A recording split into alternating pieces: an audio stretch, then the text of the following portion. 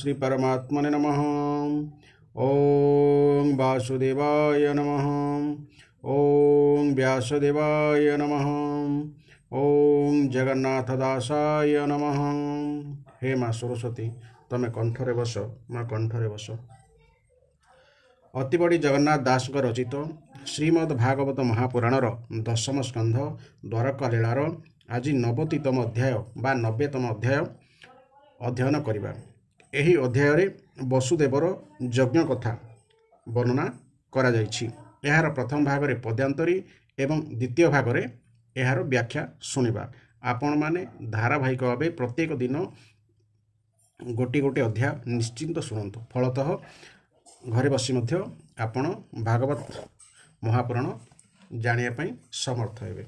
तबे आसंतु एही अध्याय वर्तमान आरंभ करिबा। 90तम अध्याय वसुदेवर यज्ञ कथा 90 अध्याय ए व्यवस्था।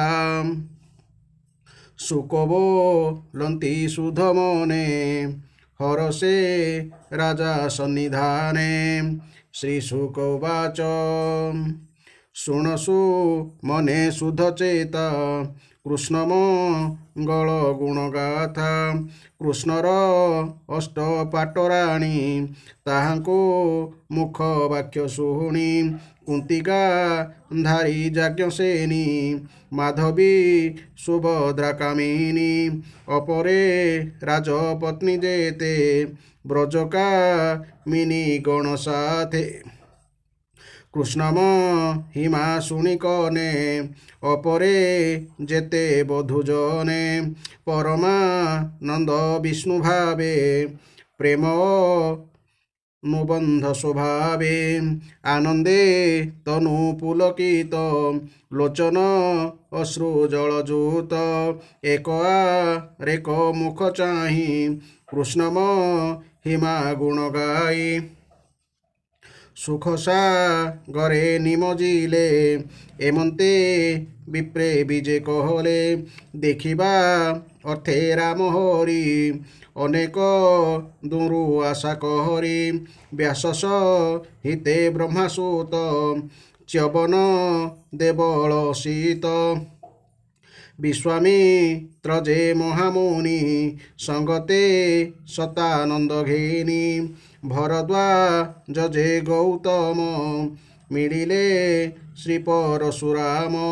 वशिष्ठ शिष्यंक सहिते गालव आदि भृगु जेते। पुलस्त्य कश्यप जयत्री मृकंड सुत बृहस्पति। मृकंड सुत अर्थात मार्कंडेय।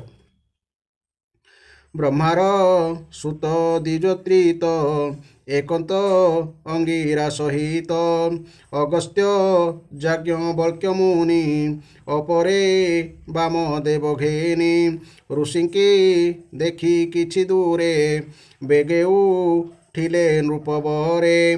पांडवे राम कृष्ण तुले विप्रंक पादे प्रणमिले। विश्ववंदित मुनिगण कृष्णन मन्ति पुण पुण। रामस हिते दामोदर पूजिले विप्रंक पयर। आसन पाद्य अर्घ्यमाले अनुले पन धूप देले। सुखेब साही मुनिगण धर्मपालक नारायण। जेमंते सभा लोके शुणी उच्चव चने चक्रपाणी। बोलंती प्रभु भगवान आज जीवन मोर धन्य। जे फल अति तपदाही आजल भिली ताहा मुहि। जोगेश्वरंक दर्शन देवंकु दुर्लभ ए जान। ए जन मध्ये जार जन्म अल्पत पश्या पुण्यहीन। एहांक दर्शन पाई एहांक दर्शन न पाई निर्मल न करई देही। एहांक मुख दर्शन प्रणाम पुछा स्पर्शहन। आबर पाद पूजा करी ପ୍ରାଣିତ ରନ୍ତି ଭବବାରୀ ତୀର୍ଥପୁରିତ ପୁଣ୍ୟ ଜଳେ ଯେତେ ଦେବତା ଭୂମି ତଳେ ପାଷାଣ ମୃତ୍ତିକା ଭିଆଣେ ଆଗମ ନିଗମ ପ୍ରମାଣେ ଅନେକ କାଳେ ଏତରାନ୍ତି ଅନେକ କାଳେ ଏତାରନ୍ତି ସେବାଉ ଚିତେ ଫଳ ଦିଅନ୍ତି ସାଧୁକୁ ଦେଖି ଦୃଷ୍ଟିପଥେ ପାପନ ରହେ ଅନ୍ତର୍ଗତେ ଅନଳ ରବି ନିଶାକର ନକ୍ଷତ୍ର ମହି ସର୍ବନୀର ଶୂନ୍ୟପ ବନ ବାକ୍ୟ ମନ ଏ ଆଦି ବିଷୟ ପ୍ରଧାନ ଏହାଙ୍କୁ ସେବନ୍ତି ଯେ ନିତ୍ୟେ ଶାସ୍ତ୍ର ପୁରାଣ ବେଦ ମତେ ତାହାଙ୍କ ପାପ ନ ଛାଡ଼ଇ ସେବାଉ ଚିତେ ଫଳ ପାଇ ସାଧୁଙ୍କ ଜ୍ଞାନ ବାଣୀ ଶୁଣି ମୁହୂର୍ତ୍ତେ ସେବଇ ଯେ ପ୍ରାଣୀ ସକଳ ପାପୁ ସେ ନିସ୍ତରେ ନିର୍ମଳ ବାହ୍ୟ ଅଭ୍ୟନ୍ତରେ ତ୍ରିଧାତୁ ରୂପ ଏ ଶରୀର ନିତ୍ୟମ ରଣ ଅଧିକାର ଏ ଦେହେ ଆତ୍ମବୁଦ୍ଧି ଯାର କଳତ୍ର ଆଦି ବୋଲେ ମୋର ମାଟିପା ଶାଣ ଧାତୁ ଖଣ୍ଡ ଏଣେ ନିର୍ମିତ ଦେବପିଣ୍ଡ ତହିଁ ଯା ହାର ପୂଜା ବିଧି ଜଳେ ଯା ହାର ତୀର୍ଥ ବୁଦ୍ଧି ସାଧବେ ନ କରେ ଆଦର ତାହାକୁ ବୋଲିଟି ଗୋଖର ଗୋଖର ଅର୍ଥାତ୍ ଗୋରୁ ଓ ଗଧ ଆଉ ତ୍ରିଧାତୁ କହିଲେ କଫ ବାତ ଓ ପିତ୍ତ କଥା ଶୁକକ ହନ୍ତି ମୁନିଜନ ଏମନ୍ତେ କୃଷ୍ଣର ବଚନ ଶୁଣିସ ଭ୍ରମେ ବିପ୍ରଗଣ ଚିତେମ ନୀଲେ ବୁଧିଛନ ଦୁରଧି ଗମ୍ୟ ବାକ୍ୟ ଶୁଣି ଚଞ୍ଚଳ ଚିତେ ହୋଇ ତୁନି ଈଶ୍ୱର ବାକ୍ये ଅବଧାନେ ଚିତେ ବି ଚାରି ଦୃଢ଼ ମନେ ଜନସଂଗ୍ରହ ଅର୍ଥେ ଧ୍ୟାଇ ହସି ବୋଲନ୍ତି କୃଷ୍ଣ ଚାହିଁ ଜନସଂଗ୍ରହ ଅର୍ଥାତ୍ ଜନମଙ୍ଗଳ ବା ଲୋକଶିକ୍ଷା ମୁନହ୍ୟଉଚୁଃ ବ୍ରହ୍ମାଦି ଯେତେ ପ୍ରଜାପତି ଏ ବିଶ୍ୱ ସଂସାର ସର୍ଜନ୍ତି ତାଙ୍କଇ ସ୍ୱର ଆମ୍ଭେ ହୋଇ ବିଷ୍ଣୁର ମାୟା ତନ୍ତ୍ରେ ମୋହି ଭ୍ରମୁଷ ସାର ଚକ୍ରେ ପଡ଼ି ନିଜ ନିସ୍ତାର ପଥ ହୁଡ଼ି ବିଚିତ୍ର ବିଷ୍ଣୁର ଚେଷ୍ଟିତ ଯେଣୁ ଭ୍ରମାନ୍ତି ଏ ଜଗତ ସ୍ୱଭାବେ ନିର୍ବିକଳ୍ପ ହରି ଆତ୍ମାରେ ଆତ୍ମମାୟା କରି ଏ ବିଶ୍ୱ ସର୍ଜଇ ପାଳଇ ପ୍ରଳୟ କାଳେ ସଂହାର ହୋଇ ଏ ପୁଣି କର୍ମେ ବଧ ନୋହେ ମାୟାର ବଳେ ବିଶ୍ୱମୋହେ ମୃତ୍ତିକା ଯେଶ ନିବିକାରେ ବହୁତ ନାମ ରୂପ ଧରେ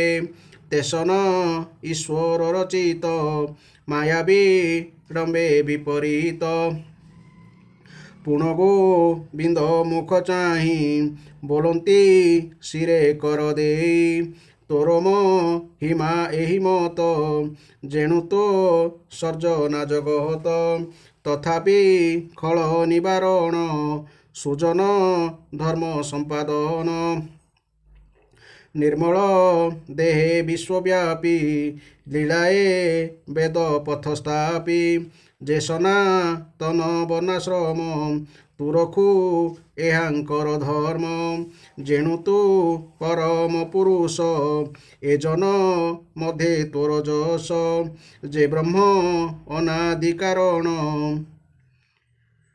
ସେ ତୋର ହୃଦୟ ପ୍ରମାଣ ବ୍ରହ୍ମ ଏଠାରେ ବେଦ ବୋଲି କୁହାଯାଇଛି ସ୍ୱାଧ୍ୟାୟ ତପ ପ୍ରାଣାୟାମେ ଯାହାକୁ ଲଭି ଅତି ଶ୍ରମେ ସେ ତୋର ତହୁଁ ଆତଜାତ ଯାର ପ୍ରମାଣ ବ୍ୟକ୍ତାବ୍ୟକ୍ତ ତୁ ସର୍ବଶାସ୍ତ୍ରଙ୍କ ଜନନୀ ତେଣୁ ତୁ ଆତ୍ମମାୟା ଘେନି ବ୍ରାହ୍ମଣ କୂଳ ରକ୍ଷା କରୁ তু নাথ আত্মজ্ঞান গুরু ব্রহ্মণ্য বর তোর নাম তু জাণু তোর নিজ ধাম।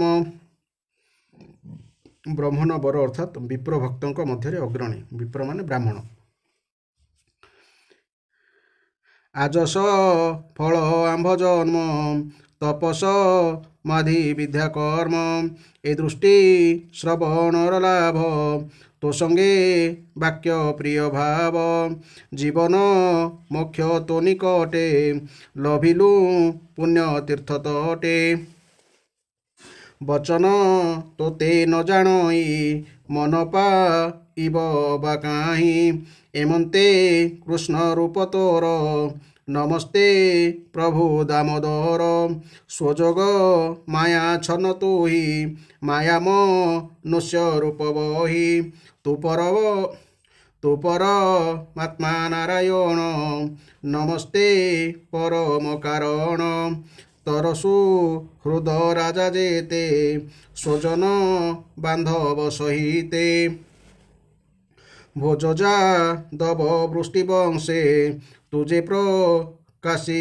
ଅଛୁ ଅଂଶେ ତୋହର ଅଙ୍ଗ ସଙ୍ଗେ ଥାଇ ଏ ତୋତେ ଜାଣିଲେଟି ନାହିଁ ତୁ ଆତ୍ମା ପରମ ଈଶ୍ୱର ମାୟା ପଟଳେ ଅଗୋଚର ଯେହ୍ନେ ପୁରୁଷ ନିଦ୍ରା ଭୋଳେ ଶୟନ ଶରୀର ନିଶ୍ଚଳେ ଅଜ୍ଞାନ ଭାବ ମାୟା ତୁଲେ ଆତ୍ମାକୁ ନ ଜାଣଇ ଭଲେ ତୋର ମାୟାରେ ଛନ୍ନ ହୋଇ ତୋତେ ଜାଣିବେ ଅବା କାହିଁ ଭୋନାଥ ତୋହର ଚରଣ ଆଜ ଦେଖିଲୁ ନାରାୟଣ ଯେ ପାଦ ସର୍ବ ପାପ ନାଶେ ଯୋଗୀଙ୍କ ହୃଦୟରେ ପ୍ରକାଶେ ଅଶେଷ ତୀର୍ଥ ଫଳ ସେହି ଯେ ଭଜି ପାରେ ଦେହ ବହି ଉତ୍ତମ ଭକ୍ତି ଯୋଗ ବଳେ ଅନ୍ତର ବାହାର ନିଶ୍ଚଳେ ନିରୋପି ପଦ୍ମ ପାଦେ ମତି ସେ ତୋତେ ପାଇବେ ଶ୍ରୀପତି ତୋର ଭଜନେ ଆମ୍ଭ ଦେହ ଆମ୍ଭକୁ କର ଅନୁଗ୍ରହ ଶ୍ରୀ ଶୁକ ଉବାଚ କୃଷ୍ଣଙ୍କୁ ମାଗିଣ ମେଲାଣି ହରସ ମନେ ସର୍ବମୁନି ଯୁଧିଷ୍ଠି ବଦନକୁ ଚାହିଁ ଧୃତରାଷ୍ଟ୍ରଙ୍କ ଆଗେ କହି ନିଜ ଆଶ୍ରମକୁ ଗମନ କଳ୍ପିଲା ଋଷିଙ୍କର ମନ ରାମ ଗୋବିନ୍ଦଙ୍କ ସମ୍ମୁଖେ ଥିଲା ଯେ ବସୁଦେବ ସୁଖେ ଅନୁଗମନ ପ୍ରଶ୍ନ ଆସେ ମିଳିଲା ମୁନିଙ୍କର ପାଶେ ପ୍ରଣାମ କରି ତାଙ୍କ ପାଏ ସାନନ୍ଦ ଚିତେ ବାକ୍ୟ କହେ ବସୁଦେବ ଉବାଚ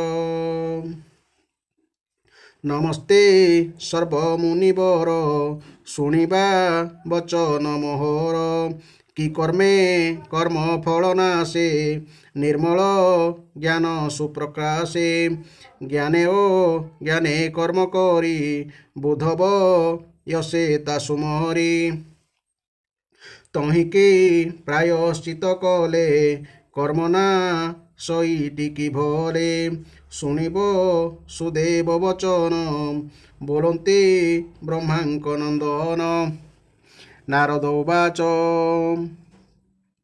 ହେ ମୁନି ଗଣେ ଶୁଣ ଧୀରେ ଏ ବସୁଦେବଙ୍କ ବିଚାରେ ଚିତ୍ରନୁ ହୋଇ ଏ ପ୍ରସନ୍ନ ଯାହାର ଗୋବିନ୍ଦ ନନ୍ଦନ କୃଷ୍ଣଙ୍କୁ ପୁତ୍ର ପାୟମଣି ଏମନ୍ତ ପ୍ରଶ୍ନ କଲାଣି ଆତ୍ମାର ଗତି ନ ଜାଣଇ ଏହାଙ୍କୁ ବିଷ୍ଣୁ ମାୟା ମୋହି ନିକଟେ ଥିଲେ ଅନାଦର ଏହିଟି ସଂସାର ବ୍ୟବହାର ଗଙ୍ଗାନି କଟେ ଯେତେ ଜନେ ଅତିପ ରଚେ ଅପମାନେ ପରଚେ ଅର୍ଥ ପରିଚୟରେ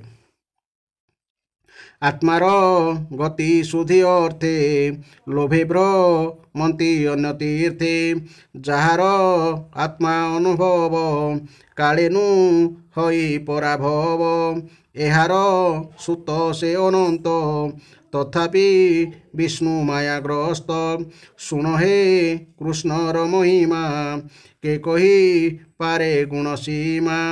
କର୍ମକ ଶଣ ପରିପାକ ଗୁଣ ପ୍ରଭାବ ତ୍ରୟତାପ। ପରିପାକ ଅର୍ଥାତ୍ କର୍ମଫଳ। ଏଣେ ନ ଲାଗେ ଯାର ଦେହ ଏଣୁ ଈଶ୍ୱର ଦ୍ୱିତୀୟ। ପ୍ରାଣ ଇନ୍ଦ୍ରିୟ ତିନି ଗୁଣ ଯେଣୁ ଏ ଶରୀର ଭିଆଣ। ଏଣେ ଆଚ୍ଛନ୍ନ ପ୍ରାୟ ଦିଶେ ଆଦିତ୍ୟ ଯେଶ ନେ ଆକାଶେ। ହିମପ ରାଗ ମେଘେ ଛନ ଏଣୁ ମୋହିତ ପ୍ରାଣୀ ମନ। ଏ ଅନ୍ତେ ସର୍ବ ମୁନିଜନ ଚାହିଁବ ସୁଦେବ ବଦନ। ଶୁଣନ୍ତି ସର୍ବ ରାଜା ଜନେ ରାମ ଗୋବିନ୍ଦ ସନ୍ନିଧାନେ।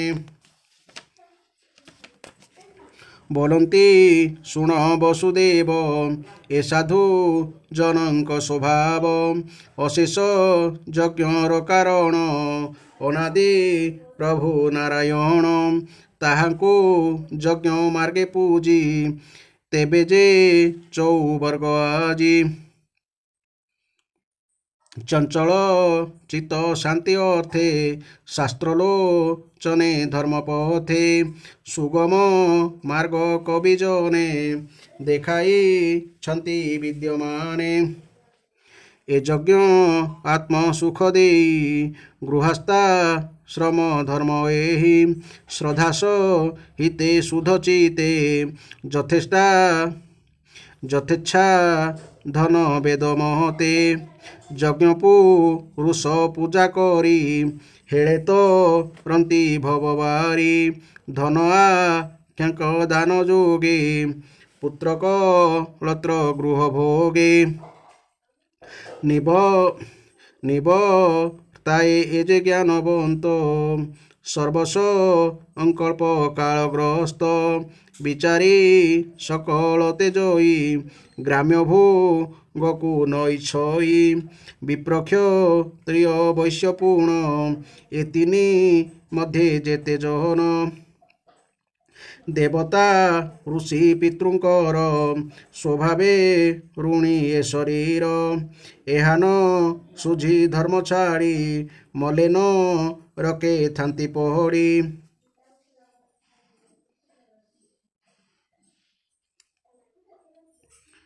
ନିର୍ମଳ ଧନେ ଯଜ୍ଞ କଲେ ଦେବତା ଋଣ ଶୁଝ ଭଲେ। ନିର୍ମଳ ଧନେ ଯଜ୍ଞ କଲେ ଦେବତା ଋଣ ଶୁଝେ ଭଲେ। ବିଦ୍ୟା ପଠନ କଲେ ଜାଣ ନିଶ୍ଚେ ଶୁଝନ୍ତି ଋଷି ଋଣ। ପୁତ୍ର ପୌତ୍ର ଜାତ ହେଲେ ପିତୃଙ୍କ ଋଣ ଶୁଝେ ଭଲେ। ତୁ ଏବେ ବେନି ଋଣ ମୁକ୍ତ ବିଦ୍ୟା ପଠନ ପୁତ୍ର ଜାତ।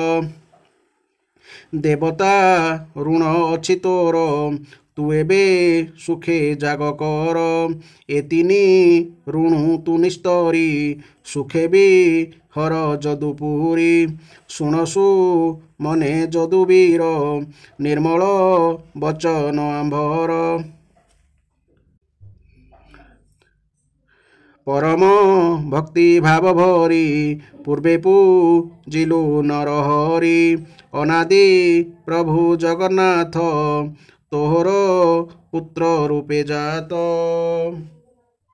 ଶ୍ରୀ ଶୁକ ଉବାଚ ବୋଲନ୍ତି ଶୁକ ମହାମୁନି ବ୍ରହ୍ମାନନ୍ଦନ ବାକ୍ୟ ଶୁଣି। ସମ୍ଭ୍ରମ ଚିତେ ସୁରବଳା ଋଷିଙ୍କି ଋତ୍ୱି ଯେ ବରିଲା। ପ୍ରଣାମ କରି ତାଙ୍କ ପାଦେ ଯଜ୍ଞ ଆରମ୍ଭିଲା ଆନନ୍ଦେ। ବେଦବଚନେ ମୁନିଜନ କରନ୍ତି ଯଜ୍ଞର ବିଧାନ। ଆନନ୍ଦେ ବସି କୁରୁକ୍ଷେତ୍ରେ ସୁଧ ସୁବର୍ଣ୍ଣ ନାନା ପାତ୍ରେ। ଉତ୍ତମ କାଳ ବେଦ ମତେ ରାମ ଗୋବିନ୍ଦଙ୍କ ଗ୍ରତେ। ଦୀକ୍ଷିତ ହୋଇ ବୁଶ୍ରୀବୀର ଭୂଷିତ ନାନା ଅଳଙ୍କାର। ଦେବକୀ ଆଦି ଯେତେ ନାରୀ ବସୁଦେବର ତୁଲେ ବୋରି ରାଜାଙ୍କୁ ଅଳଙ୍କୃତ କଲେ ପତ୍ରିଶ ହିତେ ଯଜ୍ଞ କାଳେ ରାଜକାମିନୀ ନିଜ ମଧ୍ୟେ ସୁବାସ ଲେପନ୍ତି ଆନନ୍ଦେ ମଙ୍ଗଳ ଦ୍ରବ୍ୟ करे ଲଇଁ ମିଳିଲେ ଯଜ୍ଞଶାଳେ ଯାଏ ନାନାସ ବଧେ ବାଦ୍ୟ ବାଜେ ନର୍ତ୍ତକେ ନାଚନ୍ତି ସମାଜେ ସୁତମା ଗଧ ସ୍ତୁତି ଭଣୀ କିନ୍ନରୀ ଗୀତ ନାଦବାଣୀ କୋମଳ ସୁସଙ୍ଗୀତ ନାଦେ ଗାଇଲେ ଗନ୍ଧର୍ବ ଆନନ୍ଦେ ରତିଜେ ଉତ୍ତମ ଆସନେ ବସିମ ଗଳ ବେଦ ଶୋନେ ବସୁଦେବକୁ ମଧ୍ୟ କରି ସଙ୍ଗେ ବସାଇ ତାର ନାରୀ ବିବିଧ ଅଳଙ୍କାର ବେଶେ ବସୁଦେବର ବାମ ପାଶେ ବସିଲେ ଅଷ୍ଟାଦଶ ନାରୀ ସୁବର୍ଣ୍ଣ କୁମ୍ଭେ ତୀର୍ଥ ବାହାରି ପଲ୍ଲବେ ଘେନି ଜଳକଣା ମୁନିଏ କରନ୍ତି ମାଜଣା ସ୍ୱଭାବେ ଅଗ୍ନିଷ୍ଟୋମ ଶୋଭା ମଧ୍ୟକେ ପଟାନ୍ତର ଦେବା ନକ୍ଷତ୍ର ମଧ୍ୟ ଯେନେ ଶଶୀ ତେମନ୍ତ ବସୁଦେବ ଦିଶି ବସୁଦେବର ନାରୀଗଣେ ନାନା ଭୂଷଣେ ଆଭରଣେ ଦିଶନ୍ତି ରୂପ ଅନୁପମ ସ୍ୱୟଂ ଆବୃତ ମୁଗ ଚର୍ମ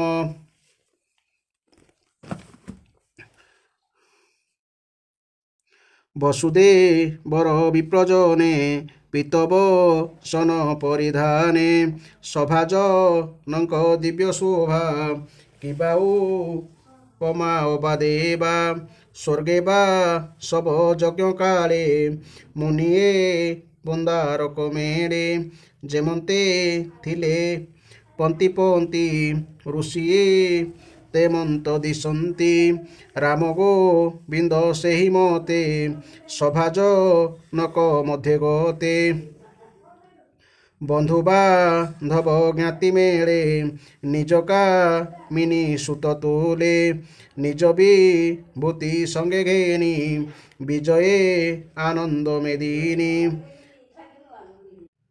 ରାମ ଗୋବିନ୍ଦ ସଭା ମେଳେ ବସୁଦେବ ଯେ ଯଜ୍ଞ କାଳେ ବିଶେଷେ କୃଷ୍ଣର ପ୍ରିୟର ଦ୍ରବ୍ୟ ଜ୍ଞାନ କ୍ରିୟା ଈଶ୍ୱର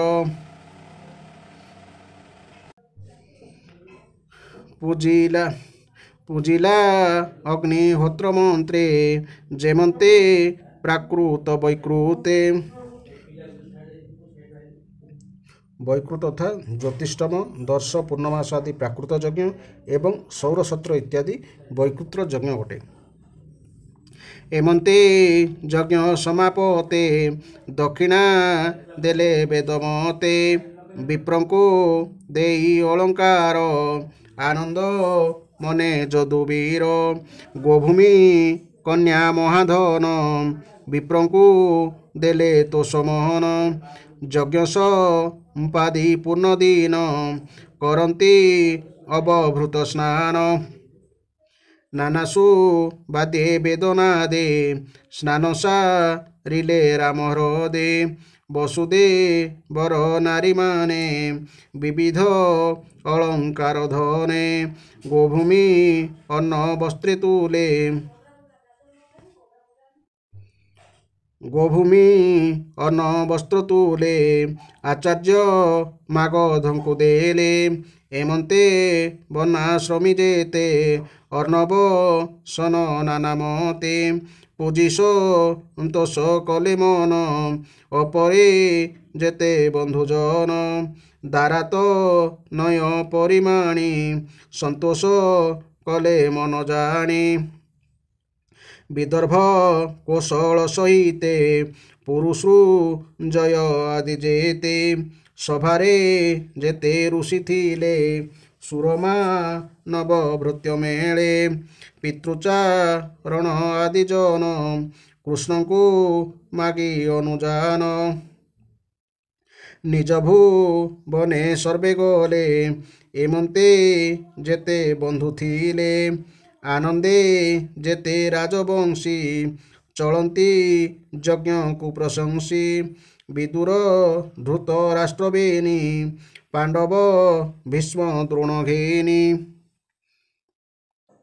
ନକୁଳ ସହଦେବ ବେନି କୁନ୍ତି ଯେ ପାଣ୍ଡବ ଜନନୀ ବ୍ୟାସନା ରଦ ମହାମୁନି ଅନନ୍ୟେ ପ୍ରିୟ ଭାବ ଘେନି ସୁହୃଦ ସମୂহে ବାନ୍ଧବ ପ୍ରିୟ ବଚନେ ବସୁଦେବ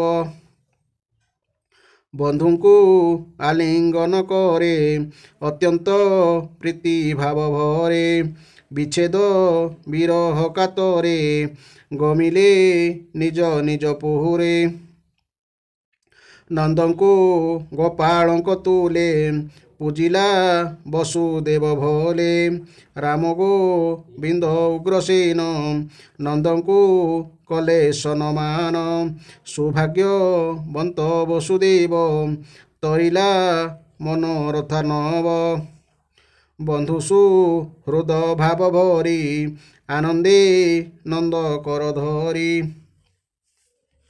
बोलोई वसुदेव स्नेहे भुजआ बरी देह देहे वसुदेव उवाच भोभ्रात देख ए जगत ईश्वर तंत्रे मोहगत अति सुहृद स्नेह पासी सुरजोगिंक चित्तग्रासी तुम्भे जे मित्र स्नेह रंगे भावे मिलिल मोर संगे मित्रर प्रतिफल जेते मुतेणे नहिली समर्थे परआयत पूर्वकाल एणु मो होइला निष्फल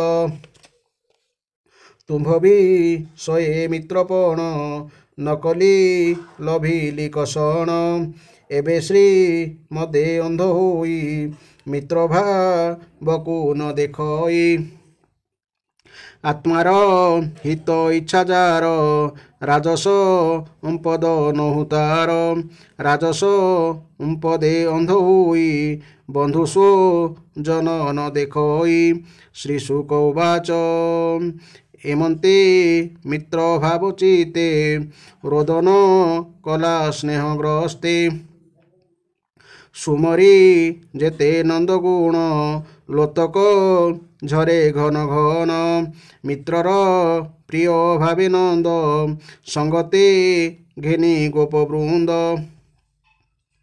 राम गोविंद संग पाई अनेक स्नेह भाव वही आजक रह अनुकूले निश्चय जीव प्रातः काले जदुक अति स्नेह बसे एमंते गला 3 मासे ब्रजस हित बंधुजने पूजिले बसन भूषणे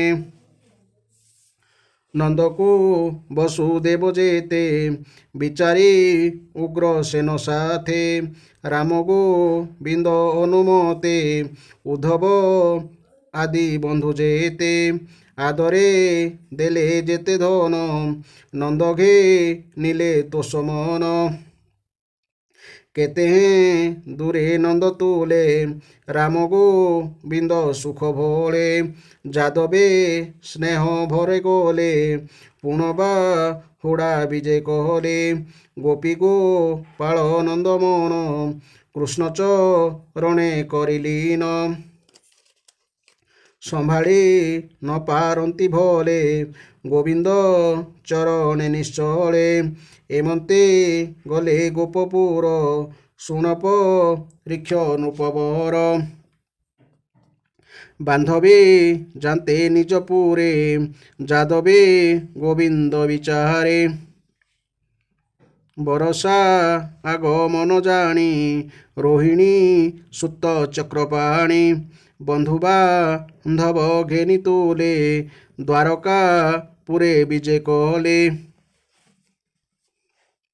जादवे निज पुरे जाई କୁଳବୃଦ୍ଧଙ୍କ ପାଶେ ଥାଇ ବସୁଦେବର ଯଜ୍ଞ କର୍ମ ବନ୍ଧୁବାନ୍ଧବ ଆଗମନ କହନ୍ତି ହର୍ଷିତ ବଦନେ ଶୁଣି ସାନନ୍ଦ ସର୍ବମନେ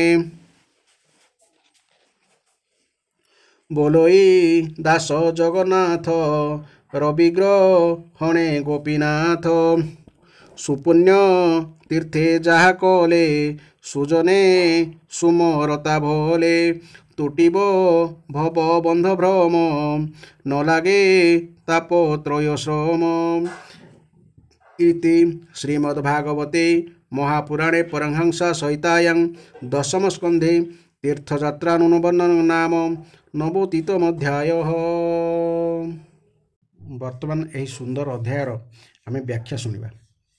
ବସୁଦେବଙ୍କ ଯଜ୍ଞ କଥା ଏଠାରେ ବର୍ଣ୍ଣନା କରାଯାଇଛି। ଶ୍ରୀ ଶୁକଦେବ କହିଚାଲିଲେ, ହେ ପରୀକ୍ଷିତ, ସର୍ବାତ୍ମା ଭକ୍ତ ଭୟହାରୀ ଭଗବାନ ଶ୍ରୀକୃଷ୍ଣଙ୍କ ପ୍ରତି ତାଙ୍କର ପତ୍ନୀମାନଙ୍କର କେତେ ଯେ ପ୍ରେମ ତାହା କୁନ୍ତୀ, ଗାନ୍ଧାରୀ, ଦ୍ରୌପଦୀ, ସୁଭଦ୍ରା, ଅନ୍ୟ ରାଜପତ୍ନୀଗଣ ଏବଂ ଭଗବାନଙ୍କର ପ୍ରିୟତମା ଗୋପୀଗଣ ମଧ୍ୟ ଶୁଣିଲେ। ସେମାନଙ୍କର ଏହି ଅଲୌକିକ ପ୍ରେମ ଦେଖି ସମସ୍ତେ ଅତ୍ୟନ୍ତ ବିମୁଗ୍ଧ ଓ ବିସ୍ମିତ ହୋଇଗଲେ। ସମସ୍ତଙ୍କ ନୟନରେ ପ୍ରେମାଶ୍ରୁ ଉଛୁଳି ପଡ଼ିଲା। ଏପରି ଭାବରେ ସ୍ତ୍ରୀ ଲୋକମାନଙ୍କ ସହିତ ପୁରୁଷମାନେ ପୁରୁଷମାନଙ୍କ ସହିତ କଥାଭାଷା ହେଉଛନ୍ତି। ଏହି ସମୟରେ ଭଗବାନ ଶ୍ରୀକୃଷ୍ଣ ଓ ବଳରାମଙ୍କୁ ଦର୍ଶନ କରିବା ଲାଗି ସେଠାକୁ ବହୁ ମୁନି ଆସିଗଲେ। ସେମାନଙ୍କ ମଧ୍ୟରେ ଯେଉଁମାନେ ମୁଖ୍ୟ ଥିଲେ ସେମାନେ ହେଲେ ଶ୍ରୀକୃଷ୍ଣ ଦ୍ୱୈପାୟନ, ବ୍ୟାସ, ଦେବର୍ଷି ନାରଦ, ଚ୍ୟବନ ଦେବଳ, ଅସିତ, ବିଶ୍ୱାମିତ୍ର, ଶତାନନ୍ଦ, ଭରଦ୍ୱାଜ, ଗୌତମ, ବହୁ ଶିଷ୍ୟମାନଙ୍କ ସହିତ ଭଗବାନ ପରଶୁରାମ, ବଶିଷ୍ଠ, ଗାଲବ, ଭୃଗୁ, ପୁଲସ୍ତ୍ୟ, କଶ୍ୟପ, ଅତ୍ରି, ମାର୍କଣ୍ଡେୟ, ବୃହସ୍ପତି, ଦ୍ୱିତ, ତ୍ରିତ, ଏକତ, ସନକ, ସନନ୍ଦନ, ସନାତନ, ସନତକୁମାର, ଅଙ୍ଗିରା, ଅଗସ୍ତ୍ୟ, ଯାଜ୍ଞବଲ୍କ, ବାମଦେବ ପ୍ରଭୃତି ଋଷିମାନଙ୍କୁ ଦେଖିବା ମାତ୍ରେ ଆଗରୁ ଆସି ବସିଥିବା ରାଜାଗଣ, ଯୁଧିଷ୍ଠିର ଆଦି ପାଣ୍ଡବଗଣ ଭଗବାନ ଶ୍ରୀକୃଷ୍ଣ ଓ ବଳରାମ ତୁରନ୍ତ ଉଠି ସେହି ବିଶ୍ୱବନ୍ଦିତ ଋଷିମାନଙ୍କୁ ପ୍ରଣାମ କଲେ। ତାପରେ ସେମାନଙ୍କୁ ସ୍ୱାଗତ ଜଣାଇ ଆସନ, ପାଦ୍ୟ, ଅର୍ଘ୍ୟ, ପୁଷ୍ପମାଳ, ଧୂପ ଓ ଚନ୍ଦନ ଆଦି ପ୍ରଦାନ କରି ସବୁ ରାଜା ତଥା ବଳରାମଙ୍କ ସହିତ ସ୍ୱୟଂ ଭଗବାନ ଶ୍ରୀକୃଷ୍ଣ ସେମାନଙ୍କୁ ବିଧିପୂର୍ବକ ପୂଜା କଲେ। ସବୁ ମୁନି ଋଷି ଆସନରେ ବସିଯିବା ପରେ ଧର୍ମ ରକ୍ଷା ନିମନ୍ତେ ଅବତୀର୍ଣ୍ଣ ହୋଇଥିବା ଭଗବାନ ଶ୍ରୀକୃଷ୍ଣ ସେମାନଙ୍କୁ କିଛି କହିବା ଆରମ୍ଭ କଲେ ଏବଂ ଅନ୍ୟମାନେ ଚୁପଚାପ ବସି ଭଗବାନଙ୍କର ଭାଷଣ ଶୁଣିଲେ। ଭଗବାନ ଶ୍ରୀକୃଷ୍ଣ କହିଲେ, ଆହା, ଧନ୍ୟ ଆମ୍ଭମାନଙ୍କର ଜୀବନ ଆଜି ସଫଳ ହୋଇଗଲା। ଯେଉଁ ଯୋଗେଶ୍ୱରମାନଙ୍କ ଦର୍ଶନ ବଡ଼ ବଡ଼ ଦେବତାମାନଙ୍କ ନିମନ୍ତେ ମଧ୍ୟ ଅତ୍ୟନ୍ତ ଦୁର୍ଲଭ, ଆଜି ଆମକୁ ସେହିମାନଙ୍କର ଦର୍ଶନ ମିଳିଗଲା। ତେଣୁ ଆଜି ଆମକୁ ଜନ୍ମ ହେବାର ପୂର୍ଣ୍ଣ ଫଳ ମିଳିଗଲା। ଯେଉଁମାନଙ୍କ ତପସ୍ୟା ଆଦି ସ୍ୱଳ୍ପ ଓ ଯେଉଁମାନେ ନିଜର ଇଷ୍ଟଦେବକୁ ସମସ୍ତ ପ୍ରାଣୀଙ୍କ ହୃଦୟରେ ନ ଦେଖି କେବଳ ମୂର୍ତ୍ତି ବିଶେଷରେ ହିଁ ଦର୍ଶନ କରନ୍ତି, ସେମାନଙ୍କୁ ଆପଣମାନଙ୍କର ଦର୍ଶନ, ସ୍ପର୍ଶନ, କୁଶଳ ପ୍ରଶ୍ନ, ପ୍ରଣାମ ଓ ପାଦପୂଜନ ଆଦିର ସୁଯୋଗ ଭଲା କିପରି ମିଳିପାରିବ? କେବଳ ଜଳମୟ ତୀର୍ଥ ଯେ ତୀର୍ଥ, କେବଳ ମାଟି ବା ପଥର ଇତ୍ୟାଦିର ପ୍ରତିମା ଯେ ଦେବତା ନୁହେଁ, ସନ୍ଥ ପୁରୁଷ ହିଁ ବାସ୍ତବରେ ତୀର୍ଥ ଓ ଦେବତା। ଜଳମୟ ତୀର୍ଥକୁ ଓ ଦେବ ପ୍ରତିମାକୁ ବହୁ କାଳ ଧରି ସେବା କଲେ ହିଁ ସେମାନେ ମନୁଷ୍ୟକୁ ପବିତ୍ର କରିଥାନ୍ତି। କିନ୍ତୁ ସାଧୁସନ୍ଥମାନଙ୍କର ଦର୍ଶନ ମାତ୍ରକେ ଦର୍ଶକ ପବିତ୍ର ହୋଇଯାଏ। ଅଗ୍ନି, ସୂର୍ଯ୍ୟ, ଚନ୍ଦ୍ର, ତାରା, ପୃଥିବୀ, ଜଳ, ଆକାଶ, ବାୟୁ, ବାଣୀ ଓ ମନର ଅଧିଷ୍ଠାତୃ ଦେବତାଙ୍କ ଉପାସନା କଲେ ମଧ୍ୟ ଉପାସକର ସମସ୍ତ ପାପ ସମ୍ପୂର୍ଣ୍ଣ ନାଶ ହୋଇପାରେ ନାହିଁ। କାରଣ ସେମାନଙ୍କୁ ଉପାସନା କଲେ ଉପାସକର ଭେଦବୁଦ୍ଧି ନାଶ ନ ହୋଇ ବରଂ ବଢ଼ିଯାଏ। କିନ୍ତୁ ଘଡ଼ିଏ ଦୁଇ ଘଡ଼ି ଜ୍ଞାନୀ ପୁରୁଷଙ୍କର ସେବା କଲେ ସେବାକାରୀର ସକଳ ପାପତାପ ନଷ୍ଟ ହୋଇଯାଏ। କାରଣ ଜ୍ଞାନୀ ସନ୍ଥ ହେଉଛନ୍ତି ଭେଦ ବୁଦ୍ଧିର ବିନାଶକ। ପୂଜ୍ୟ ମହାତ୍ମାଗଣ ଓ ସଭାସଦ୍ଗଣ ଯେଉଁ ମନୁଷ୍ୟ ବାତ, ପିତ୍ତ ଓ କଫରେ ପୂର୍ଣ୍ଣ ଏହି ସମତୁଲ୍ୟ ଦେହଟାକୁ ହିଁ ମୁଁ ବୋଲି, ସ୍ତ୍ରୀ ପୁତ୍ର ଆଦିଙ୍କୁ ମୋର ବୋଲି ଏବଂ ମାଟି, ପଥର, କାଠ ଆଦିରେ ନିର୍ମିତ ପାର୍ଥିବ ବିକାରମାନଙ୍କୁ ହିଁ ଇଷ୍ଟଦେବ ବୋଲି ମାନୁଛି, ତଥା ଜ୍ଞାନୀ ମହାପୁରୁଷ ମାନଙ୍କୁ ତୀର୍ଥ ଓ ଇଷ୍ଟଦେବ ବୋଲି ନ ମାନି କେବଳ ଜଳକୁ ହିଁ ତୀର୍ଥ ବୋଲି ମାନୁଛି, ସେ ମନୁଷ୍ୟ ହୋଇ ମଧ୍ୟ ଅଧମ ପଶୁ ଗଧ ସଙ୍ଗେ ସମାନ। ଶ୍ରୀ ଶୁକଦେବ କହିଚାଲିଲେ, ହେ ପରୀକ୍ଷିତ, ଭଗବାନ ଶ୍ରୀକୃଷ୍ଣ ହେଉଛନ୍ତି ଅଖଣ୍ଡ ଜ୍ଞାନ ସମ୍ପନ୍ନ। ତାହାଙ୍କର ଏହି ଗୂଢ଼ ଭାଷଣ ଶୁଣି ସବୁ ମୁନି ଋଷି ଚୁପ୍ ହୋଇ ରହିଗଲେ। ଭଗବାନ ଏସବୁ କ'ଣ କହୁଛନ୍ତି ସେମାନେ ବୁଝିପାରିଲେ ନାହିଁ। ବହୁ ସମୟ ଧରି ବିଚାର କରିବା ପରେ ସେମାନେ ଏହି ସିଦ୍ଧାନ୍ତରେ ପହଞ୍ଚିଲେ ଯେ ଭଗବାନ ସର୍ବେଶ୍ୱର ହୋଇ ମଧ୍ୟ ଏହି ଯେଉଁ ସାମାନ୍ୟ କର୍ମପରବଶ ଜୀବ ପରି ବ୍ୟବହାର ପ୍ରଦର୍ଶନ କରୁଛନ୍ତି ଏହା କେବଳ ଲୋକଶିକ୍ଷା ପାଇଁ କରୁଛନ୍ତି। ଏପରି ସ୍ଥିର କରି ସେମାନେ ମୃଦୁ ମୃଦୁ ହସି ଜଗତଗୁରୁ ଭଗବାନଙ୍କୁ କହିଲେ। ମୁନି ଋଷିମାନେ କହିଲେ, ଭଗବାନ ଆପଣଙ୍କ ମାୟାରେ ପ୍ରଜାପତିମାନଙ୍କର ଅଧୀଶ୍ୱର ମରିଚି ପ୍ରଭୃତି ବଡ଼ ବଡ଼ ତତ୍ତ୍ୱଜ୍ଞାନୀ ଆମେ ସବୁ ମଧ୍ୟ ମୋହିତ ହୋଇ ରହିଛୁ। ଆପଣ ସ୍ୱୟଂ ଈଶ୍ୱର ହୋଇ ମଧ୍ୟ ମନୁଷ୍ୟଙ୍କ ପରି କର୍ମ କରି ନିଜକୁ ଲୁଚାଇ ଜୀବଙ୍କ ପରି ଆଚରଣ କରୁଛନ୍ତି। ସତରେ ଆପଣଙ୍କ ଲୀଳା ଅତ୍ୟନ୍ତ ବିଚିତ୍ର, ଅତ୍ୟନ୍ତ ଆଶ୍ଚର୍ଯ୍ୟମୟୀ। ପୃଥିବୀ ତତ୍ତ୍ୱ ଯେପରି ଏକ ହୋଇ ମଧ୍ୟ ବୃକ୍ଷ, ପଥର, ଘଟ ଆଦି ବିକାର ଦ୍ୱାରା ନାନା ନାମ ଓ ରୂପ ଧାରଣ କରିଛି, ଆପଣ ମଧ୍ୟ ସେହିପରି ଏକ ଓ ଚେଷ୍ଟାହୀନ କର୍ମରହିତ ହୋଇ ମଧ୍ୟ ଅନେକ ରୂପ ଧାରଣ କରୁଛନ୍ତି।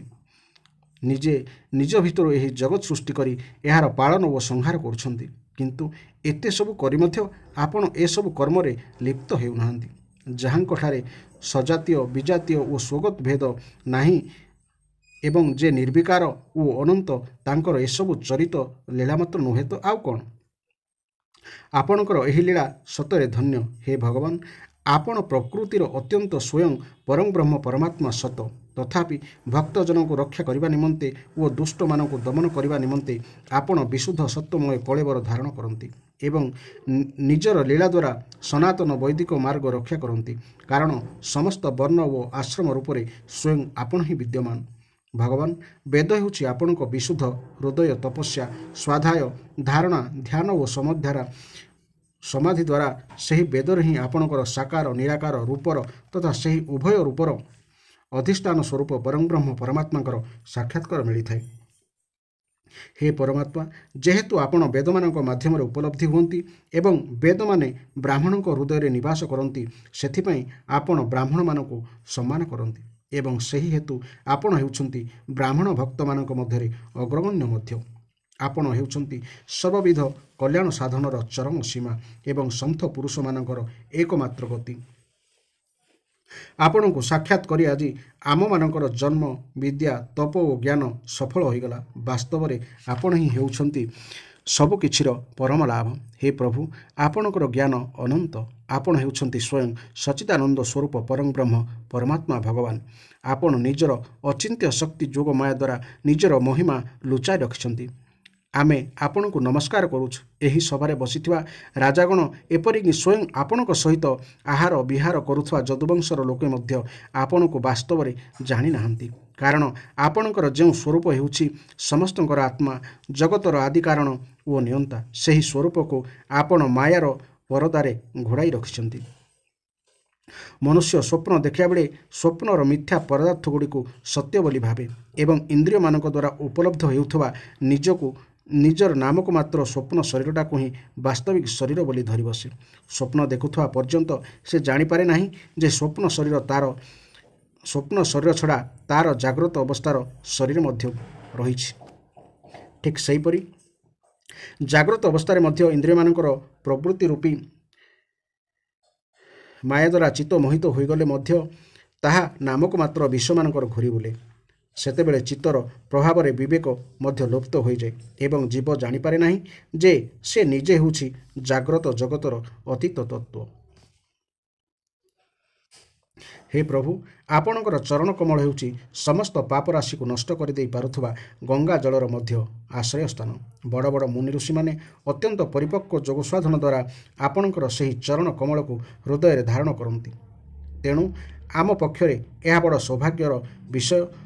ଆଜି ଆମେ ସେହି ଚରଣ କମଳର ଦର୍ଶନ ପାଇଲୁ। ହେ ପ୍ରଭୁ, ଆପଣଙ୍କ ପ୍ରତି ଉତ୍କୃଷ୍ଟ ଭକ୍ତି ଦ୍ୱାରା ଜୀବର ବାସନା ଓ ଲିଙ୍ଗ ଶରୀର ରୂପୀ ଜୀବକୋଷ ନଷ୍ଟ ହୋଇଯାଏ ଏବଂ ଆପଣଙ୍କର ପରମ ସାକ୍ଷାତକାର ପ୍ରାପ୍ତି ହୁଏ। ଆମେମାନେ ହେଉଛୁ ଆପଣଙ୍କର ଭକ୍ତ, ତେଣୁ ଆମକୁ ଅନୁଗ୍ରହ କରନ୍ତୁ। ଶ୍ରୀ ଶୁକଦେବ କହିଚାଲିଲେ, ହେ ରାଜର୍ଷି, ଭଗବାନଙ୍କୁ ଏହିପରି ସ୍ତୁତି କରି ଓ ତାଙ୍କଠାରୁ ରାଜା ଧୃତରାଷ୍ଟ୍ରଙ୍କଠାରୁ ତଥା ଧର୍ମରାଜ ଯୁଧିଷ୍ଠିରଙ୍କଠାରୁ ଅନୁମତି ନେଇ ଋଷିମାନେ ନିଜ ନିଜର ଆଶ୍ରମକୁ ଫେରିବାକୁ ବିଚାର କଲେ। ସେମାନେ ଫେରିଯିବାକୁ ବିଚାର କରୁଥିବା ଦେଖି ପରମ ଯଶସ୍ୱୀ ବାସୁଦେବ ସେମାନଙ୍କ ନିକଟକୁ ଆସି ପ୍ରଣାମ କଲେ ଏବଂ ସେମାନଙ୍କର ପାଦ ଧରି ବଡ଼ ନମ୍ରତାର ସହିତ ନିବେଦନ କଲେ, ହେ ଋଷିଗଣ, ଆପଣମାନେ ହେଉଛନ୍ତି ସର୍ବଦେବ ସ୍ୱରୂପ। ମୁଁ ଆପଣମାନଙ୍କୁ ନମସ୍କାର କରୁଛି। ଆପଣମାନେ କୃପା କରି ମୋର ଗୋଟିଏ ପ୍ରାର୍ଥନା ଶୁଣନ୍ତୁ। ଯେଉଁ କର୍ମ ଅନୁଷ୍ଠାନ କଲେ କର୍ମ ଓ କର୍ମ ବାସନା ସବୁ ସମୂଳେ ନଷ୍ଟ ବିନଷ୍ଟ ହୋଇଯାଏ, ଅର୍ଥାତ୍ ମୋକ୍ଷ ମିଳିଯାଏ, ଦୟାକରି ଆପଣମାନେ ମୋତେ ସେହି ବିଷୟରେ ଉପଦେଶ ଦିଅନ୍ତୁ। ନାରଦ କହିଲେ, ହେ ଋଷିଗଣ, ବସୁଦେବ ଶ୍ରୀକୃଷ୍ଣଙ୍କୁ ନିଜର ପୁତ୍ର ମନେକରି ଶୁଦ୍ଧ ଜିଜ୍ଞାସା ପୂର୍ବକ ନିଜର କଲ୍ୟାଣ ସାଧନ ବିଷୟରେ ଆମମାନଙ୍କୁ ଯାହା ପଚାରିଲେ ସେଥିରେ ଆଶ୍ଚର୍ଯ୍ୟ ହେବାର କିଛି ନାହିଁ।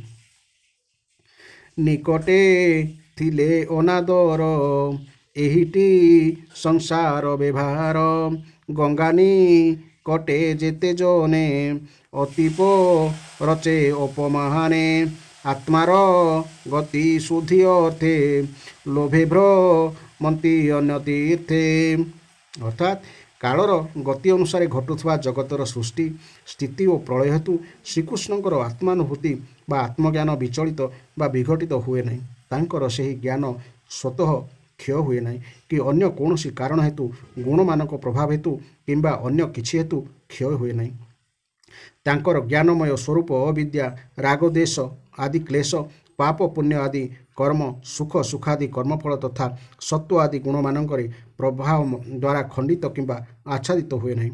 ସେ ହେଉଛନ୍ତି ସ୍ୱୟଂ ଅଦ୍ୱିତୀୟ ପରମାତ୍ମା।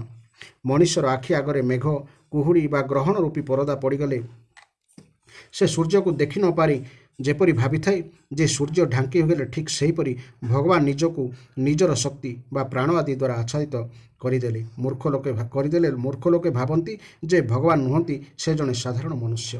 ହେ ପରୀକ୍ଷିତ, ନାରଦ କହିସାରିବା ପରେ ଶ୍ରୀକୃଷ୍ଣ, ବଳରାମ ଓ ଅନ୍ୟାନ୍ୟ ରାଜାମାନଙ୍କ ଉପସ୍ଥିତିରେ ହିଁ ଋଷିମାନେ ବସୁଦେବକୁ ସମ୍ବୋଧନ କରି କହିଲେ, ଯଜ୍ଞ ଆଦି ଦ୍ୱାରା ସମସ୍ତ ଯଜ୍ଞର ଅଧିପତି ଭଗବାନ ବିଷ୍ଣୁଙ୍କୁ ଶ୍ରଦ୍ଧାପୂର୍ବକ ଆରାଧନା କରିବା ହେଉଛି କର୍ମ ଦ୍ୱାରା କର୍ମ ବାସନାମାନଙ୍କୁ ତଥା କର୍ମଫଳକୁ ସମ୍ପୂର୍ଣ୍ଣ ବିନଷ୍ଟ କରିଦେବାର ସବୁଠାରୁ ଭଲ ଉପାୟ। ତ୍ରିକାଳଦର୍ଶୀ ଜ୍ଞାନୀମାନେ ଶାସ୍ତ୍ର ଦୃଷ୍ଟିରୁ ଏହି ନିର୍ଣ୍ଣୟ କରିଛନ୍ତି ଯେ ଏହା ହିଁ ହେଉଛି ଚିତ୍ତ ଶାନ୍ତିର ଉପାୟ। ଏହା ହିଁ ହେଉଛି ସୁଗମ ମୋକ୍ଷ ସାଧନ ଓ ଚିତ୍ତକୁ ଆନନ୍ଦ ଉଲ୍ଲସିତ କରିବାର ଧର୍ମ। ନିଜର ନ୍ୟାୟୋର୍ଜିତ ଧନରେ ପୁରୁଷୋତ୍ତମ ଭଗବାନଙ୍କୁ ଶ୍ରଦ୍ଧାପୂର୍ବକ ଆରାଧନା କରିବା ହିଁ ହେଉଛି ବ୍ରାହ୍ମଣ, କ୍ଷତ୍ରିୟ, ବୈଶ୍ୟ ଦ୍ୱିଜାତି ଗୃହସ୍ଥଙ୍କ ନିମନ୍ତେ ପରମ କଲ୍ୟାଣର ମାର୍ଗ। ହେ ବସୁଦେବ, ଯେଉଁମାନେ ବିଚାରବାନ ପୁରୁଷ ସେମାନେ ଯଜ୍ଞ, ଦାନ ଆଦି ଦ୍ୱାରା ଧନ ସଂଗ୍ରହ ଇଚ୍ଛା ବା ବିତୈଷଣା, ଗୃହସ୍ଥଚିତ ଭୋଗ ଦ୍ୱାରା ବା ସ୍ତ୍ରୀ, କନ୍ୟା, ପୁତ୍ର ପ୍ରାପ୍ତି ଇଚ୍ଛା ବା ପୁତ୍ରେଷଣା ଏବଂ କାଳକ୍ରମେ ସ୍ୱର୍ଗ ଆଦି ଭୋଗ ମଧ୍ୟ ନଷ୍ଟ ହୋଇଯାଏ। ଏପରି ବିଚାର, ବିବେକ ବିଚାର ଜାଗ୍ରତ କରିବା ଦ୍ୱାରା ଲୋକେଷଣା ତ୍ୟାଗ କରିଦେବା ଉଚିତ। ଯେ ଧୀର ବା ଜ୍ଞାନୀ ପୁରୁଷ ସେ ଗୃହସ୍ଥାଶ୍ରମରେ ରହି ହିଁ ଏପରି 3 ପ୍ରକାର ଏଷଣା ଅର୍ଥାତ୍ ଇଚ୍ଛା ପରିତ୍ୟାଗ କରିଦିଅନ୍ତି, ତାପରେ ତପୋବନକୁ ଚାଲିଯିବାର ବାଟ ଧରନ୍ତି। ହେ ସମର୍ଥ ବାସୁଦେବ, ଦେବତା ଋଷି ପିତୃଙ୍କର ସ୍ୱଭାବେ ଋଣୀ ଏ ଶରୀର, ଏହା ନ ସୁଝି ଧର୍ମ ଛାଡ଼ି ମଲେନ ରକେ ଥାନ୍ତି ପହରି, ନିର୍ମଳ ଧନେ ଯଜ୍ଞ କଲେ ଦେବତା ଋଣ ସୁଝ ବଲେ, ବିଦ୍ୟାପଠନ କଲେ ଜାଣ ନିଶ୍ଚେ ସୁଝନ୍ତି ଋଷି ଋଣ, ପୁତ୍ର ପୌତ୍ର ଜାତ ହେଲେ ପିତୃଙ୍କ ଋଣ ସୁଝେ ଭଲେ। ହେ ବାସୁଦେବ, ଆପଣ ତ ଏ ଭିତରେ ଋଷି ଋଣ, ପିତୃ ଋଣ ମୁକ୍ତ ହୋଇସାରିଛନ୍ତି। ଏଥର ଯଜ୍ଞ ଦ୍ୱାରା ଦେବତାମାନଙ୍କ ଋଣ ସୁଝି ଦିଅନ୍ତୁ ଏବଂ ଏପରି ଭାବରେ ସମସ୍ତଙ୍କ ଋଣରୁ ମୁକ୍ତ ହୋଇ ଗୃହ ତ୍ୟାଗ କରିବା ପୂର୍ବରୁ ଭଗବାନଙ୍କ ଶରଣ ଗ୍ରହଣ କରନ୍ତୁ। ଆପଣ ନିଶ୍ଚିତ ରୂପେ ପରମ ଭକ୍ତିର ସହିତ ଜଗଦୀଶ୍ୱର ଭଗବାନଙ୍କର ଆରାଧନା କରିଛନ୍ତି ବୋଲି ସେ ଆପଣଙ୍କର ପୁତ୍ର ହୋଇଛନ୍ତି। ଶ୍ରୀ ଶୁକଦେବ କହିଚାଲେ, ହେ ପରୀକ୍ଷିତ, ପରମ ମନସ୍ୱୀ ବସୁଦେବ ଋଷିମାନଙ୍କର କଥା ଶୁଣି ସେମାନଙ୍କୁ ମୁଣ୍ଡମାଡ଼ି ପ୍ରଣାମ କଲେ ଏବଂ ସେମାନଙ୍କୁ ପ୍ରସନ୍ନ କରିବା ସଙ୍ଗେ ସଙ୍ଗେ ଯଜ୍ଞ ନିମନ୍ତେ ଋତିଜ ରୂପରେ ବରଣ କଲେ। ହେ ରାଜନ୍, ବସୁଦେବ ଋଷିମାନଙ୍କୁ ଧର୍ମପୂର୍ବକ ଏପରି ବରଣ କରିବାରୁ ସେମାନେ ପୁଣ୍ୟକ୍ଷେତ୍ର କୁରୁକ୍ଷେତ୍ରରେ ପରମ ଧାର୍ମିକ ବସୁଦେବଙ୍କ ଦ୍ୱାରା ଅତି ଉତ୍ତମ ସାମଗ୍ରୀଯୁକ୍ତ ଯଜ୍ଞ ସମ୍ପନ୍ନ କରାଇଲେ। ବସୁଦେବ ଯଜ୍ଞ ଦୀକ୍ଷା ଗ୍ରହଣ କରିବା ପରେ ଯଦୁବଂଶୀମାନେ ସ୍ନାନ କରି ସୁନ୍ଦର ବସ୍ତ୍ର ଓ ପଦ୍ମମାଳା ଧାରଣ କଲେ। ରାଜାମାନେ ବସ୍ତ୍ରାଭୂଷଣରେ ସୁନ୍ଦର ରୂପେ ସୁସଜ୍ଜିତ ହୋଇଗଲେ। ବସୁଦେବଙ୍କର ପତ୍ନୀମାନେ ସୁନ୍ଦର ସୁନ୍ଦର ବସ୍ତ୍ର, ଅଙ୍ଗରାଗ ଓ ସ୍ୱର୍ଣ୍ଣ ହାରରେ ସୁସଜ୍ଜିତ ହୋଇ ହାତରେ ମାଙ୍ଗଳିକ ସାମଗ୍ରୀ ଧରି ଯଜ୍ଞଶାଳାକୁ ଆସିଲେ। ମୃଦଙ୍ଗ, ପଙ୍ଖାଉଜ, ଶଙ୍ଖ, ଢୋଲ, ନାଗରା ଆଦି ବାଜିଲା। ନଟ ଓ ନର୍ତ୍ତକୀମାନେ ନୃତ୍ୟ ଆରମ୍ଭ କରିଦେଲେ। ସୂତ ଓ ମାଗଧମାନେ ସ୍ତୁତିଗାନ କଲେ। ଗନ୍ଧର୍ବମାନଙ୍କ ସହିତ ମଧୁର କଣ୍ଠୀ ଗନ୍ଧର୍ବ ପତ୍ନୀମାନେ ସଙ୍ଗୀତ ଗାନ କରିବାକୁ ଲାଗିଲେ। ବସୁଦେବ ପ୍ରଥମେ ଆଖିରେ ଅଞ୍ଜନ, ଦେହରେ ଲବଣୀ ଲଗାଇଲେ। ତାପରେ ପ୍ରାଚୀନ କାଳରେ ଚନ୍ଦ୍ରଙ୍କୁ ଯେପରି ନକ୍ଷତ୍ରମାନଙ୍କ ସହିତ ଅଭିଷେକ କରାଯାଇଥିଲା, ଋତିଜମାନେ ବସୁଦେବଙ୍କୁ ସେହିପରି ତାଙ୍କର ଦେବକୀ ଆଦି 18 ଜଣ ପତ୍ନୀଙ୍କ ସହିତ ମହାଭିଷେକ ବିଧିରେ ଅଭିଷେକ କରାଇଲେ। ଯଜ୍ଞରେ ଦୀକ୍ଷିତ ହୋଇ ବସୁଦେବ ମୃଗ ଚର୍ମ ଧାରଣ କଲେ, କିନ୍ତୁ ତାଙ୍କର ପତ୍ନୀମାନେ ସୁନ୍ଦର ସୁନ୍ଦର ଶାଢ଼ୀ, କଙ୍କଣ, ହାର, ପାଉଁଜି ଏବଂ କାନଫୁଲ ଆଦି ଆଭୂଷଣରେ ସଜବାଜ ହୋଇଗଲେ। ବସୁଦେବ ତାଙ୍କର ପତ୍ନୀମାନଙ୍କ ସହିତ ବଡ଼ ସୁନ୍ଦର ଦେଖାଗଲେ। ହେ ମହାରାଜ, ପୂର୍ବକାଳରେ ଇନ୍ଦ୍ରଙ୍କ ଯଜ୍ଞରେ ଋତିଜ ଓ ସଦସ୍ୟମାନେ ଯେପରି ସୁଶୋଭିତ ହୋଇଥିଲେ, ବସୁଦେବଙ୍କର ଋତିଜ ଓ ସଦସ୍ୟମାନେ ମଧ୍ୟ ସେହିପରି ରତ୍ନ ଜଟିତ ଆଭୂଷଣ ତଥା ପଟ୍ଟବସ୍ତ୍ର ଧାରଣ କରି ସୁଶୋଭିତ ହେଲେ। ଶ୍ରୀକୃଷ୍ଣ ଓ ବଳରାମ ହେଉଛନ୍ତି ସକଳ ଜୀବଙ୍କର ଈଶ୍ୱର। ସେତେବେଳେ ସେହି ଦୁଇ ଭାଇ ନିଜର ଭାଇବନ୍ଧୁ, ପୁତ୍ର, ପୌତ୍ର ଏବଂ ପତ୍ନୀମାନଙ୍କ ସହିତ ବିଶେଷ ରୂପେ ସୁଶୋଭିତ ହେଲେ। ବସୁଦେବ ପ୍ରତ୍ୟେକ ଯଜ୍ଞରେ ଜ୍ୟୋତିଷ୍ଠୋମ, ଦର୍ଶ, ପୂର୍ଣ୍ଣମାସ ଆଦି ପ୍ରାକୃତ ଯଜ୍ଞ, ସୌର, ସତ୍ରାଦି ବୈକୃତ ଯଜ୍ଞ ଓ ଅଗ୍ନିହୋତ୍ରାଦି ଅନ୍ୟାନ୍ୟ ଯଜ୍ଞ ଦ୍ୱାରା ଦ୍ରବ୍ୟ, କ୍ରିୟା ଏବଂ ତତ୍ ବିଷୟକ ଜ୍ଞାନର ବା ମନ୍ତ୍ରର ସ୍ୱାମୀ ବିଷ୍ଣୁ ଭଗବାନଙ୍କୁ ଆରାଧନା କଲେ। ତାପରେ ସେ ଯଥା ସମୟରେ ଋତିଜମାନଙ୍କୁ ବସ୍ତ୍ର ଅଳଙ୍କାରରେ ସୁସଜ୍ଜିତ କଲେ ଓ ଶାସ୍ତ୍ରବିଧି ଅନୁଯାୟୀ ବହୁ ଦକ୍ଷିଣା ତଥା ପ୍ରଚୁର ଧନ ସହିତ ଅଳଙ୍କୃତ ଗାଈ, ଭୂମି ଓ ସୁନ୍ଦରୀ କନ୍ୟା ପ୍ରଦାନ କଲେ। ତାପରେ ମହର୍ଷିମାନେ ପତ୍ନୀ ସଞ୍ଜାଜ ନାମକ ଯଜ୍ଞାଙ୍ଗ ଏବଂ ଅବଭୃତ ସ୍ନାନ ବା ଯଜ୍ଞାନ୍ତ ସ୍ନାନ ସମ୍ବନ୍ଧୀୟ ଅବଶିଷ୍ଟ କର୍ମ କରାଇ ବସୁଦେବଙ୍କୁ ଆଗରେ ଚଲାଇ ପରଶୁରାମଙ୍କ ଦ୍ୱାରା ନିର୍ମିତ ହ୍ରଦରେ ବା ରାମ ହ୍ରଦରେ ସ୍ନାନ କଲେ। ବସୁଦେବ ଓ ତାଙ୍କର ପତ୍ନୀମାନେ ସ୍ନାନ କରିସାରିବା ପରେ ନିଜ ନିଜର ସମସ୍ତ ବସ୍ତ୍ରାଭୂଷଣ ବନ୍ଦୀମାନଙ୍କୁ ଦାନ କରିଦେଲେ ଏବଂ ନିଜେ ନୂତନ ବସ୍ତ୍ର ପିନ୍ଧି ବ୍ରାହ୍ମଣଠାରୁ ଆରମ୍ଭ କରି କୁକୁର ପର୍ଯ୍ୟନ୍ତ ସମସ୍ତଙ୍କୁ ଭୋଜନ ପ୍ରଦାନ କଲେ।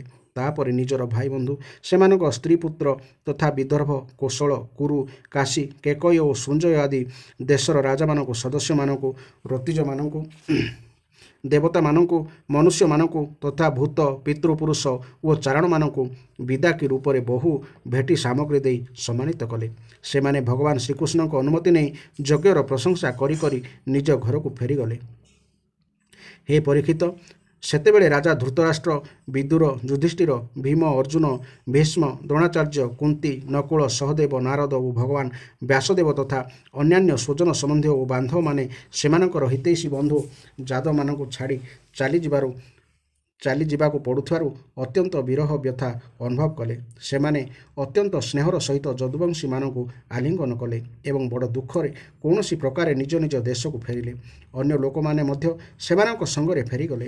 ହେ ପରୀକ୍ଷିତ, ଶ୍ରୀକୃଷ୍ଣ, ବଳରାମ ତଥା ଉଗ୍ରସେନ ପ୍ରଭୃତି ନନ୍ଦରାଜା ଓ ଅନ୍ୟାନ୍ୟ ସମସ୍ତ ଗୋପାଳଙ୍କୁ ଭଲ ଭଲ ସାମଗ୍ରୀରେ ପୂଜାର୍ଚ୍ଚନା କଲେ। ସେମାନଙ୍କର ସତ୍କାର କଲେ। ତେଣୁ ସେମାନେ ପ୍ରେମ ପରବଶ ହୋଇ ସେଠାରେ ବହୁ ଦିନ ରହିଲେ। ବସୁଦେବ ଅନାୟାସରେ ନିଜର ବିରାଟ ମନୋରଥ ରୂପକ ମହାସାଗରକୁ ପାରି ହୋଇଯାଇଥିଲେ। ତେଣୁ ତାଙ୍କର ଆନନ୍ଦର ସୀମା ନଥିଲା। ତାଙ୍କ ସହିତ ସକଳ ଆତ୍ମୀୟ ସ୍ୱଜନ ରହିଲେ। ସେ ନନ୍ଦଙ୍କ ହାତ ଧରି କହିଲେ, ବସୁଦେବ କହିଲେ, ଭାଇ, ଭଗବାନ ମନୁଷ୍ୟ ନିମନ୍ତେ ଗୋଟିଏ ବିରାଟ ବନ୍ଧନ ଗଢ଼ି ଦେଇଛନ୍ତି। ସେହି ବନ୍ଧନଟିର ନାମ ହେଉଛି ସ୍ନେହପାଶ। ମୁଁ ଭାବୁଛି ବଡ଼ ବଡ଼ ବୀର ଯୋଦ୍ଧା, ଯୋଗୀପତି ମଧ୍ୟ ଏହି ବନ୍ଧନ ତୁଟାଇ ଦେବାକୁ ସମର୍ଥ ନୁହନ୍ତି। ଆପଣ ଆମ ପରି ଅକୃତଜ୍ଞମାନଙ୍କ ପ୍ରତି ଅତୁଳନୀୟ ମିତ୍ରତା ପ୍ରଦର୍ଶନ କରିଛନ୍ତି। ଆପଣଙ୍କ ପରି ସନ୍ଥ ପ୍ରବରଙ୍କର ସ୍ୱଭାବ ଏପରି ନ ହେବ ବା କିପରି? ଆମେ ଆପଣଙ୍କ ଋଣ କଦାପି ଶୁଝିପାରିବ ନାହିଁ। ଆମେ ଏହାର କି ପ୍ରତିଦାନ ବା ଦେଇପାରିବୁ? ଆମର ଏହି ମୈତ୍ରୀ ସମ୍ପର୍କ କଦାପି ତୁଟିବାରେ ନୁହେଁ। ଆପଣ ଏହି ସମ୍ପର୍କଟିକୁ ସର୍ବଦା ଅତୁଟ ରଖିବେ। କ'ଣ କହିବି ଭାଇ? ଆଗେ ତ ବନ୍ଦୀଶାଳାରେ ବନ୍ଦୀ ହୋଇ ରହିଥିବାରୁ ମୁଁ ଆପଣଙ୍କର କୌଣସି ଉପକାର ବା ମଙ୍ଗଳ କରିପାରିଲି ନାହିଁ। ବର୍ତ୍ତମାନ ଆମର ଦଶା କ'ଣ ହୋଇଛି ନା, ଆମେ ଧନସମ୍ପଦ ନିଶାରେ ଶ୍ରୀମଦରେ ଅନ୍ଧ ହୋଇଯାଇଛୁ। ଆପଣ ଏଇଠି ଆମ ପାଖରେ ଅଛନ୍ତି, ତଥାପି ଆମେ ଆପଣଙ୍କୁ ଦେଖାଶୁଣା କରିପାରୁନୁ। ଅନ୍ୟମାନଙ୍କୁ ସମ୍ମାନ ଦେଇ ସ୍ୱୟଂ ସମ୍ମାନ ଚାହୁଁନଥିବା ହେ ମୋର ଭାଇ, ଯେଉଁ ବ୍ୟକ୍ତି ଆତ୍ମକଲ୍ୟାଣ ଇଚ୍ଛା କରେ ତାକୁ ରାଜସମ୍ପଦ ନ ମିଳିବା ହିଁ ଭଲ। ଆତ୍ମାର ହିତ ଇଚ୍ଛା ଯାର, ରାଜସ ପଦ ନହୁ ତାହାର ରାଜସ ପଦେ ଅନ୍ଧ ହୋଇ ବନ୍ଧୁ ସୋ ଜନ ନ ଦେଖଇ। ଶ୍ରୀ ଶୁକଦେବ କହିଚାଲେ, ହେ ପରୀକ୍ଷିତ, ଏପରି କହୁ କହୁ ବସୁଦେବଙ୍କ ହୃଦୟ ପ୍ରେମାଧିକ୍ୟରେ ଗଦଗଦ ହୋଇଗଲା। ନନ୍ଦଙ୍କର ମିତ୍ରତା ଓ ଉପକାର ତାଙ୍କର ମନେ ପଡ଼ିଗଲା। ତାଙ୍କ ଆଖିରୁ ପ୍ରେମାଶ୍ରୁ ଝରି ପଡ଼ିଲା। ସେ କାନ୍ଦିବାକୁ ଲାଗିଲେ। ନନ୍ଦ ନିଜ ଘରକୁ ଫେରିବାକୁ ଚାହୁଁଥାନ୍ତି, କିନ୍ତୁ ବସୁଦେବ ଅଟକାଇ ଦେଉଛନ୍ତି। ଏହି ରୂପେ ସଖା ବସୁଦେବଙ୍କୁ ପ୍ରସନ୍ନ କରିବା ନିମନ୍ତେ ଏବଂ ଭଗବାନ ଶ୍ରୀକୃଷ୍ଣ ବଳରାମଙ୍କ ପ୍ରେମ ପାଶରେ ବାନ୍ଧି ହୋଇଯିବାରୁ ନନ୍ଦ ଆଜିକାଲି କରୁ କରୁ ଦୀର୍ଘ 3 ମାସ ସେଠାରେ ରହିଗଲେ। ଯଦୁବଂଶୀମାନେ ପୂର୍ଣ୍ଣ ହାର୍ଦ୍ଦିକତା ସହକାରେ ତାଙ୍କୁ ସମ୍ମାନିତ କଲେ। ବହୁମୂଲ୍ୟ ଆଭୂଷଣ, ପଟ୍ଟବସ୍ତ୍ର, ନାନା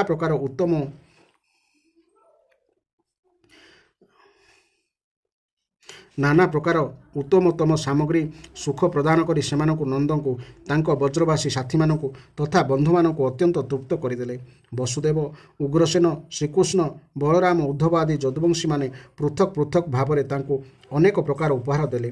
ବିଦାୟ ମିଳିବା ପରେ ସେହିସବୁ ସାମଗ୍ରୀ ନେଇ ନନ୍ଦ ନିଜ ଘରକୁ ବାହୁଡ଼ି ଗଲେ। ସେତେବେଳେ ନନ୍ଦଙ୍କର, ଗୋପାଳମାନଙ୍କର ଏବଂ ଗୋପୀମାନଙ୍କର ମନ ଭଗବାନ ଶ୍ରୀକୃଷ୍ଣଙ୍କ ଚରଣ କମଳରେ ଏହିପରି ଭାବରେ ଲାଗିଯାଇଥିଲା ଯେ ଯେତେ ଚେଷ୍ଟା କଲେ ବି ମନ ସେଠାରୁ ଆଉ ଫେରିଆସି ପାରିଲା ନାହିଁ। ସୁତରାଂ ବିନା ମନରେ ସେମାନେ ମଥୁରା ଯାତ୍ରା କଲେ। ସବୁ ବାନ୍ଧୁବାନ୍ଧବ ବିଦାୟ ନେବା ପରେ ଭଗବାନ ଶ୍ରୀକୃଷ୍ଣ ହିଁ ଏକମାତ୍ର ଇଷ୍ଟଦେବ ବୋଲି ମାନୁଥିବା ଯଦୁବଂଶୀମାନେ ବର୍ଷା ଋତୁ ଆସିଯିବା କଥା ଲକ୍ଷ୍ୟ କରି ସେଠାରୁ ଦ୍ୱାରକା ଫେରି ଆସିଲେ। ସେଠାରେ ପହଞ୍ଚି ସେମାନେ ସମସ୍ତଙ୍କ ଆଗରେ ବସୁଦେବଙ୍କର ଯଜ୍ଞ ମହୋତ୍ସବ, ସ୍ୱଜନ ସମ୍ବନ୍ଧୀୟମାନଙ୍କ ସହିତ ଦର୍ଶନ, ମିଳନ ଆଦି ତୀର୍ଥଯାତ୍ରାର ପ୍ରସଙ୍ଗ ବର୍ଣ୍ଣନା କଲେ। ଏହି ଥିଲା ଏହି ସୁନ୍ଦର ଅଧ୍ୟାୟର ଶେଷ ଭାଗ। ଆପଣମାନେ ଧାରାବାହିକ ଭାବେ ପ୍ରତ୍ୟେକ ଅଧ୍ୟାୟ ଧୈର୍ଯ୍ୟର ସହିତ ଶୁଣନ୍ତୁ। ଅନେକ ଶାସ୍ତ୍ରୀୟ ଜ୍ଞାନ ଆମର ଆହରଣ କରିବାର ଅଛି। ଆମେମାନେ ଶାସ୍ତ୍ର ଅଧ୍ୟୟନକୁ ଗୋଟେ ବୋଝ ବୋଲି ଭାବୁ, କିନ୍ତୁ ଶାସ୍ତ୍ର ଅଧ୍ୟୟନ ନ କରିବା ଦ୍ୱାରା ଶାସ୍ତ୍ରର କିଛି କ୍ଷତି ହେଉନି, କିନ୍ତୁ ମଣିଷ ଦିନକୁ ଦିନ ଅଧୋଗାମୀ ହେଉଛି, ନିମ୍ନଗାମୀ ହେଉଛି ଏବଂ ଆୟୁ ହ୍ରାସ ପାଉଛି। ସତେ ଯେପରି ଗାଈ ବଳଦର ଜୀବନର ଗ୍ୟାରେଣ୍ଟି ଥିଲାବେଳେ ମଣିଷର ଜୀବନର ଗ୍ୟାରେଣ୍ଟି ଆଉ ନାହିଁ। କାରଣ ଆମେ ପରମାତ୍ମାଙ୍କର ଅଂଶ, କିନ୍ତୁ ପରମାତ୍ମା ଅଂଶ ହୋଇ ମଧ୍ୟ ଆମେ ଭଗବାନଙ୍କୁ ବା ପରମାତ୍ମାଙ୍କୁ ଭୁଲି ଯାଇଛେ। ତା'ର ଫଳସ୍ୱରୂପ ଆଜି ଆମକୁ ଆକସ୍ମିକ ବିପଦର ସାମ୍ନା କରିବାକୁ ପଡ଼ୁଛି ଏବଂ ଜୀବନ ଚାଲିଯାଉଛି, ଆୟୁ ହ୍ରାସ ହେଉଛି। ତ ଚ୍ୟାନେଲଟିକୁ ସବସ୍କ୍ରାଇବ୍ କରିବାକୁ ଜମାରୁ ଭୁଲିବେ ନାହିଁ। ଜୟ ଜଗନ୍ନାଥ, ଜୟ ଜଗନ୍ନାଥ, ଜୟ ଜଗନ୍ନାଥ।